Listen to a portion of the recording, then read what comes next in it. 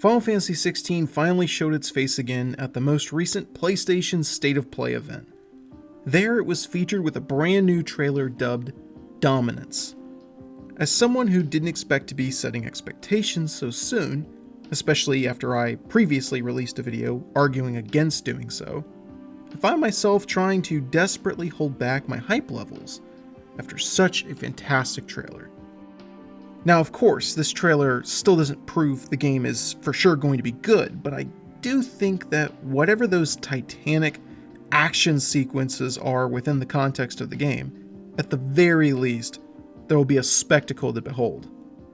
It is a curious choice for the developers to seemingly focus so much of the trailer on the summons and their dominance, but I'm sure there must be some reason.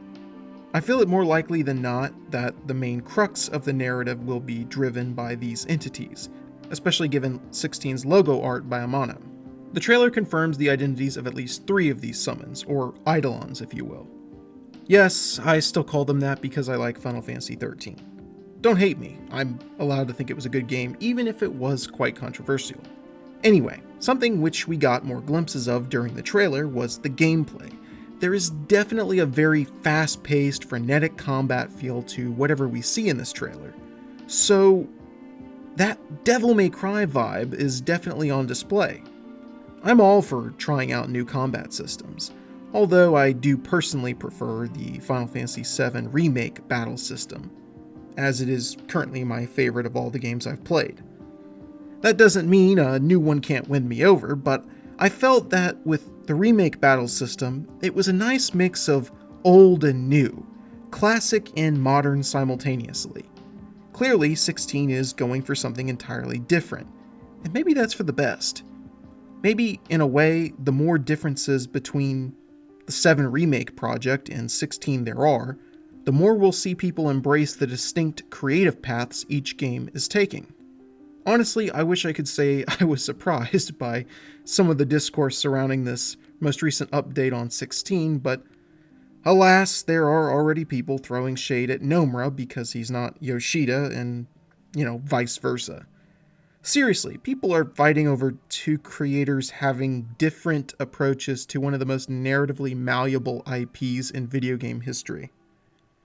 Frankly, it's a complete waste of time, but, if people want to do it, so what? Why can't we just sit back and enjoy all the new information we're getting and focus on our excitement for something we all love? Sure, we could draw comparisons between game producers and directors, but what the future holds for Final Fantasy XVI and Final Fantasy VII Remake Part 2 is unknowable. So let's leave the arguments at the wayside until we see what happens with each of these titles.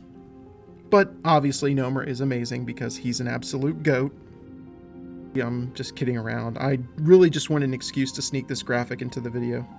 But let's return to the subject at hand. I've thought about the trailer, new footage, some of the info released to us, and I do have to say something.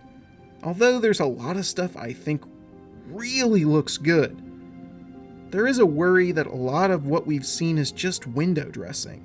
I mean, there are a lot of game trailers that look amazing, but when you play the game, there's an emptiness or a sense of something lacking. I really don't want that to be the case with Final Fantasy XVI. I really want a new release from Final Fantasy to give us a game as beloved or admired as previous entries like Final Fantasy VII or Final Fantasy X. This fanbase really needs that.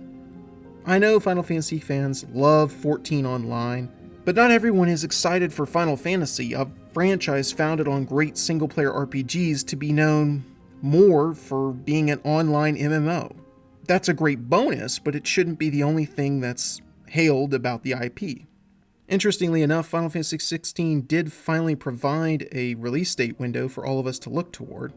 According to this new trailer, the game is targeting a summer 2023 release date, which I don't think is much of a surprise to anybody. It makes sense when you think of some of those development delays from the last 2 years.